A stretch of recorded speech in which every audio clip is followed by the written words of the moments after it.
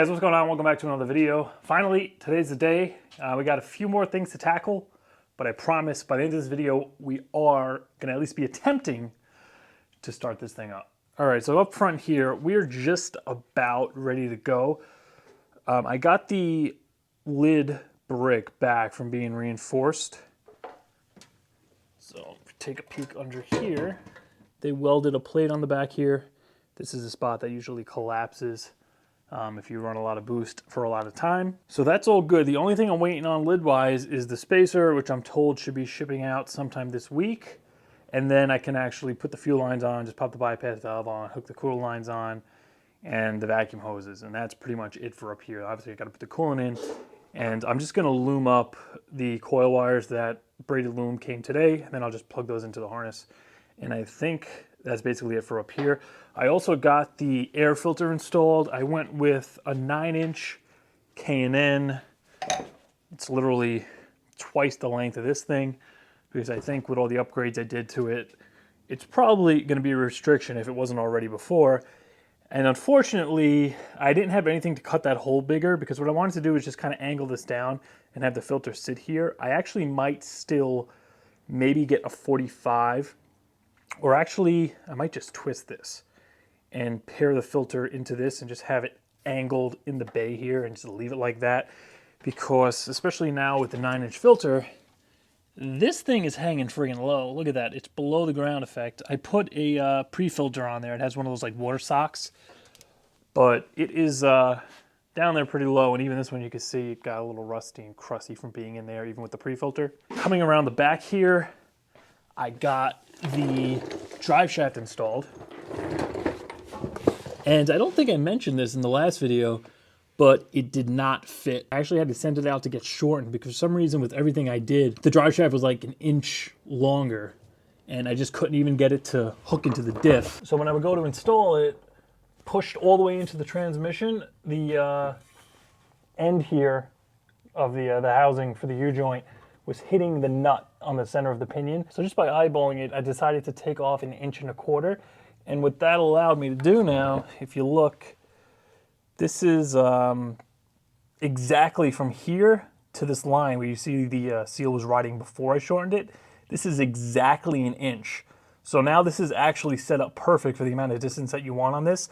I think the problem I had before, this was too long. Even though somehow it slipped in without a problem last time. Like I said, I think between the mount and the torque arm and everything and pulling the motor, dropping it back in, everything got shifted back a little, and that's why it didn't fit. But I think this was too long to begin with. Even though it went in, it was probably just didn't have enough slide in and out of the transmission when it was moving. That's why it gave me such a hard time trying to bang it out when I actually pulled the thing. I brought it over to Mr. Drive Shaft over in Jersey. He charged me 140 bucks, cut it down, welded it, painted it. Coming around back here, I just finished installing the Panhard bar relocation bracket, so you can see that drop down. And before we had that straight kind of rusty bracket going across, you can see the spot where the exhaust was rubbing. Now it comes down with this dip, so that's going to give us plenty of room to get the exhaust over that. Panhard bar just kind of dropped down. All right, so once again, over to the cat back. Well, it's not even a cat back because I don't have a cat, but the muffler choice. I was initially running this MagnaFlow I showed you guys last time. I think I'm not going to even bother putting that on, and I'm going to just run this hooker. This is a Hooker MaxFlow 4-inch. Straight through design, exactly like the MagnaFlow. The little holes in the actual muffler look like the same exact size as the MagnaFlow. But the case overall is just bigger and has more stuff in there to dampen the sound. I'm hoping that's going to quiet it down. I kind of threw the whole cutout thing out the window for now. All right, guys, time for a little update here. The muffler is pretty much just loosely in place. I have the clamps on there just snug enough so nothing falls out, but I can still kind of move everything if I need to. The Mufflex exhaust comes with this 90-degree bracket that was hooked onto this hanger here, but I'm probably not going to leave this way because I don't want the muffler metal on metal to the frame. So I might just eliminate this altogether and put my old kind of rubber, whatever the hell it is, hanger back up here, or just put a piece of rubber in between this. But I pretty much got it where I want it. It's relatively level. We come over here, you can see the difference this relocation bar makes. Got plenty of room for the pipe to fit through, not hit anything. It curves over the axle, and then I have a jack stand just holding up the long piece. That's another 4-inch pipe that's going to merge into the Y. And if you look, this is fully bottomed out, no clamp on there yet, but this clears very, very well. With the old 3-inch setup, it was banging to hell right on the diff here, and there's plenty of room now. I actually did have the axle jacked up, and it didn't come up much further. I think it was like only up to maybe here. There was still a shitload of space in here.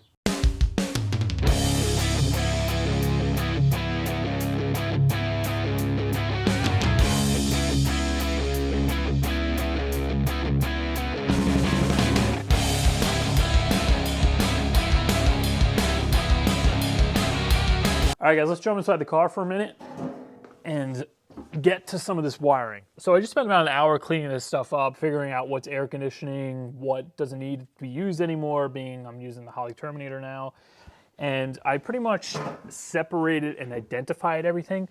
Everything over here is air conditioning. So this is all wiring I added after the fact that didn't come with the engine harness to control the air conditioning. I have 3 wires here that went to the PCM that go to the high pressure switch in the bay. This whole thing here goes to the relay for the air conditioning, and then these are all inputs to the PCM. So this one wire here is the AC control. That's the 12 volt that comes off the controller. When you put the AC on, it goes to the PCM. PCM checks the pressure from that 3-wire sensor, and then it decides if it wants to output AC or not, depending on what that pressure is. This wire here goes to the clutch, and then this other one goes to the actual relay. So you can see we give this power, that turns the clutch on, and that's what the PCM would be doing. So all this is separated until I get time to figure that out and hook it up into the Holley. It does have programmable outputs, so I can make it control the AC. I just got to figure out how I want to do it and what sensors I want to use and stuff. Now, I get asked this question a lot. Where can I get, constant cranking voltage for the injectors, like the inputs that need to go to the PCM for the LS swap? This here is the main connector from the factory 86 computer. This is coming out of the dash harness. So all I did was take the PCM side and cut the PCM connectors off, and I used those wires and probed them to get what I need to get for the old setup. Now, unfortunately, when I first swapped the car, I was using a Walbro 255, and everything was fine for like years, but then I noticed as I started doing mods, and I guess the pump was working harder, I would start melting the fuel pump fuse. And I think that was because the Walbro was pulling a lot more current than the factory 2.8 V6 pump was, and all that wiring was for that old pump. So after that started happening, I relocated the main fuel pump power. This is coming off of that little fuse block I have in the engine bay, and this is a main power that went to the fuel pump relay. Here's the other side of that, and you touch these together, pump runs. But coming back over here, this purple wire is 12 volts when the key is on, and it's also constant. So if we probe this, nothing, key on, and then cranking. And that's what you want, because that needs to be constant to fire in the injectors and stuff. If it's just a key on and it turns off when you crank it, your car's not going to start. So that's going to be running over to the Holley. These wires here went to the speed box for the calibration for the factory speedo. I'm assuming the Holley is going to have an adjustment for that, so I'm just going to run the speed out directly to these two. White one is going to my tack, gray one's going to the speedo. This here is going to my alternator for the trigger. These here are going to be the output control, so this is what I'm actually going to figure out the AC wiring with and what's going to turn my fans on. The yellow and gray one here is the fan ground. So in the corner here, this is the main ground wire to my fans. The relays are all in the engine bay, but you can see if we ground this green one here, that's the fan. So that's simple enough, one wire connection to the Holley, and we have our fans. And then lastly, it's just the fuel pump relay. Now with the old harness I was running before, it had the relay center built into it for the fuel pump. So now that that's gone, I have to wire my own relay. Now the Holley can control a fuel pump. This green wire right here is actually 12 volts out to a fuel pump. Now, unfortunately, that has a cap of 15 amps, and running a Walbro 400, I just did a quick Google search, it peaks at like 18 amps. I don't know if it's actually gonna hit that, but it is over what Holley wants. So just to be safe, I'm going to wire my own relay in. This is just gonna connect this wire here to the fuel pump, and then the Holley green wire is actually gonna turn this on. I'm just gonna ground it and run that power to the switched power side of this, and that'll be my fuel pump. So it's really pretty simple. I just have to make these connections, kind of clean everything up. I pulled the factory PCM out from here, the old LS1. That's gonna get stuff up there. And yeah, wiring should be relatively easy. I think the main bitch is gonna be figuring out the AC when the time comes, and that 3-wire sensor and how I'm gonna utilize that with the Holley. But aside from that, fans, fuel pump, everything else is pretty damn simple. All right, guys, here's where we're at. I'm actually reshooting this because I kind of didn't have a lot of stuff. Well, I was missing parts to do the startup, so I figured I'll just hit it fresh today. I did a little research on the Holley as far as the settings and the setup wizard go. But basically, everything's wired up. Super easy to get everything connected. I went home, I got my gas pedal. I overnighted the map sensor adapter because I didn't have... the Holley harness wouldn't plug into my GM map sensor, so I got that little adapter overnighted from Summit Racing. And I also did the rest of the kind of tidying up under here. I had to make a new bracket for the fuel pressure regulator because being I didn't have the 1/2-inch blower spacer or the blower, you know, the adapters, this wasn't mounting anymore. I had to extend that bracket. I hooked the lines up, cleaned up the fuel lines, cleaned up the lid lines, and I just put all this together now because I spoke to the people I ordered the lid spacer from. It's on back order from Australia, so who knows when it's gonna come. It's easy enough to swap out later, so I'm not too worried about that. But everything's pretty much good to go. All the fluids are topped off. Sensors, as far as I know, everything's hooked up. I also went under the car and just kind of jerry-rigged my exhaust for now. I stuffed the Y pipe in there. You can see how low that's hanging because I got to redo it for that cross member, but it's just wedged in there, no clamps. And then I just wedged the loudmouth in there.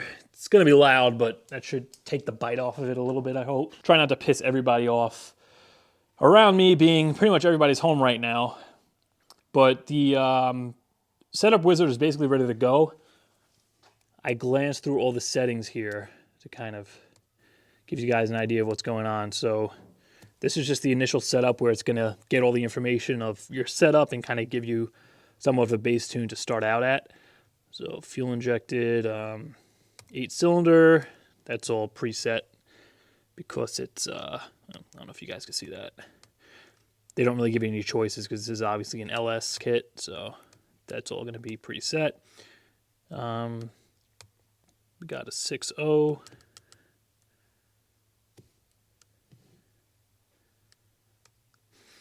Idle speed, do like 800, yeah, maybe 850.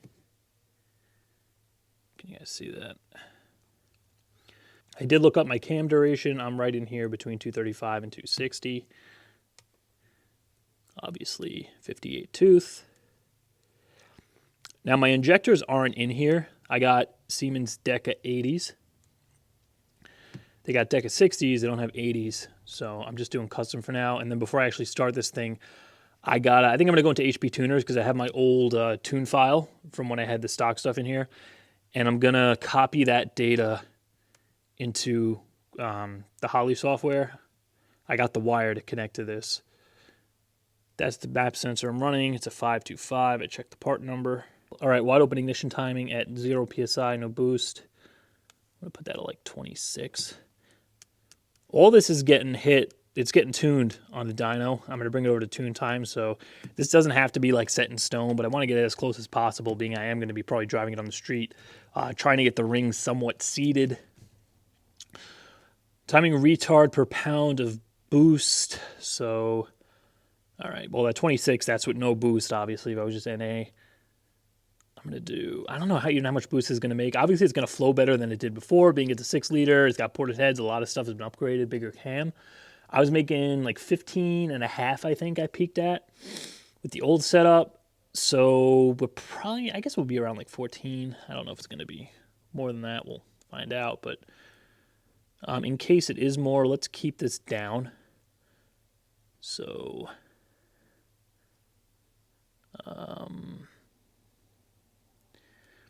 We'll do 14.8. I guess that should be fine. Wide open AFR, no boost. We'll do 12.5. AFR offset. So this is the AFR once you're at boost, or I guess this is full boost. We'll do like 11. Let's do 11.0. Ah, shit, what'd I do? Well, let's do 11.1. Drive-by-wire, yes. I got my gas pedal plugged in right there because I cannot get over there to get under the dashboard right now. I got to pull the car out to do that. Transmission control, nope. I guess it's gonna, all right, it's uploading the file.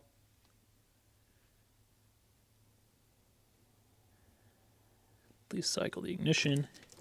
Oh, also you could see we have fuel pump.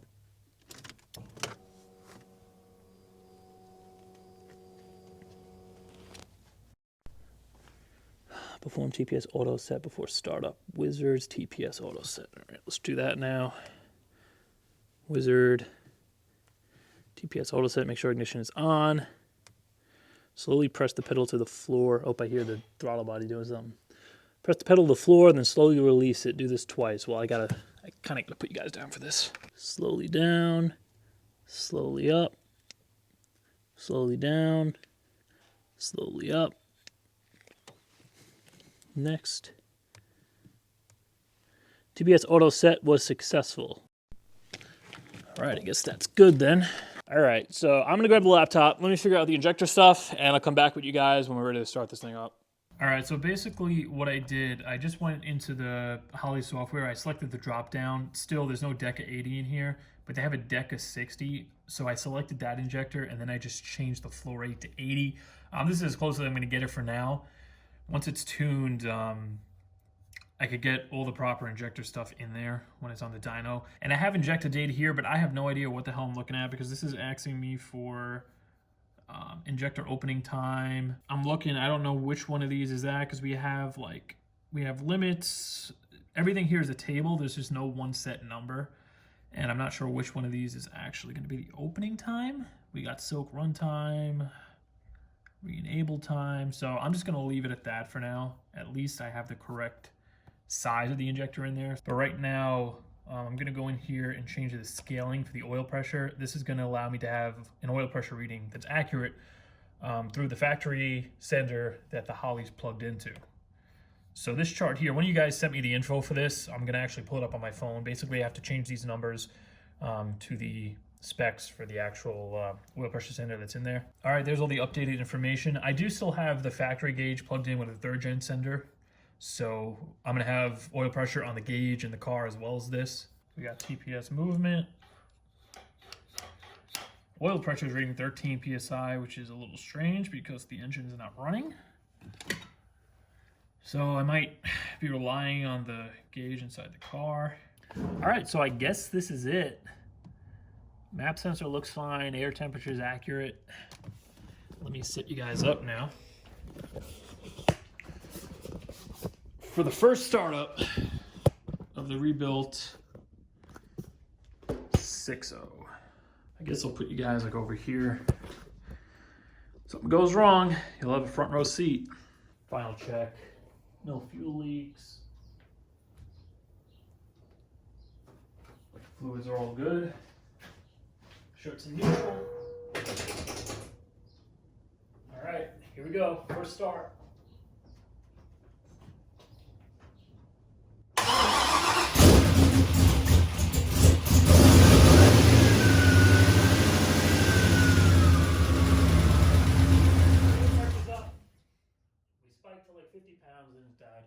All right, started right up though. Let's try again.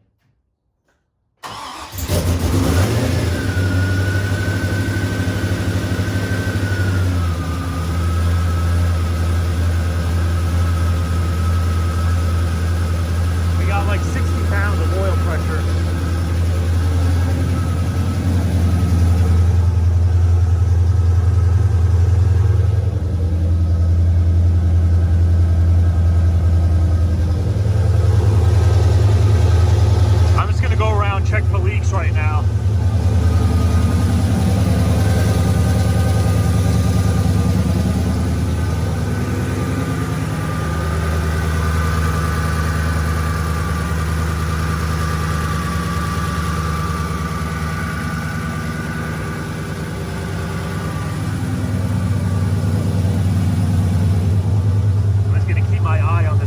pressure.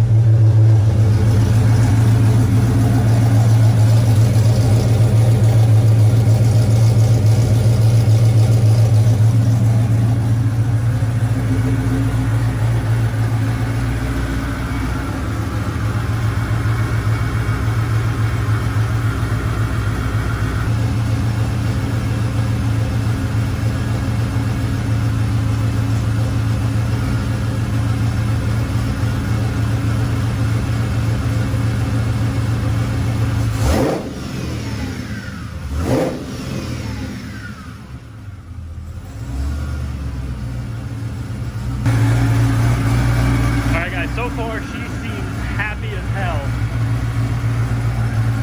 Most of the smoke is kind of burning off. I chopped the coolant off a little bit.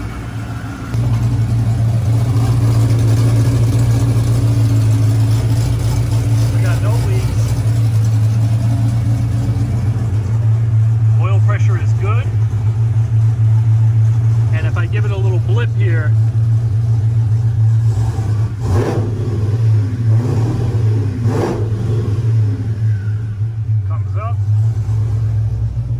temperature's all right. Stock gauge is reading. So far, very, very happy.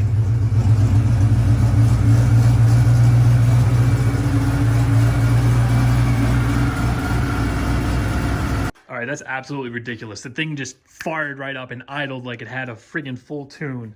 Never had that happen before. When I had the old setup in, when I put the other cam in and I kind of, or even no, when I put the blower on and I did everything to it, it did not idle nearly as good. Just kind of messing around, putting the injector data in HP tuners. I had to kind of play with the table and mess around with the timing to get it to idle in a certain spot. But this thing, it friggin' idles like it's fully tuned. All right, let's go for another startup here. Oh, there are the fans. I didn't set the on and off temps yet, but they are working. All right, here we go, second startup. Look at that. Oil pressure is still good.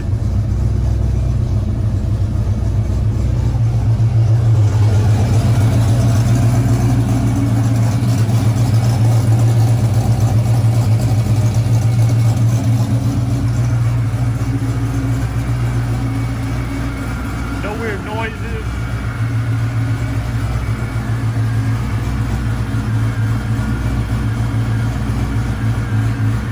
All right, guys, I don't know what to say. It's alive. That couldn't have gone any better than it did. The Holly was just...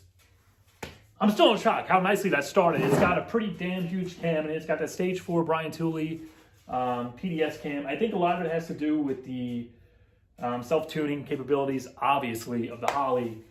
I mean, damn, that thing started like a champ. It was idling. I blipped the throttle. It didn't stumble. It didn't do anything weird at all. All the, you know, kind of the high horsepower, the overall timing and stuff like that has to be adjusted on a dyno. But for a base tune, I'm going to even pull this thing out, drive it around the street, do some engine braking with it, try to get the rings nice and seated. I'll run it that way maybe for like 100 miles or so. I have 6 or 7 quarts left of that braking oil. I'm going to change that out just to get any of the any little dirt that might be in there, and you know, assembly lube, any junk. I want to make sure that comes out. Get some new oil in there, but man, so far it sounds ridiculous. It idles perfectly. There are no weird noises. Oil pressure is freaking through the roof. I flipped the throttle, it goes up to like 70 in an instant. As it was warming up, it was settling in like the high 40s.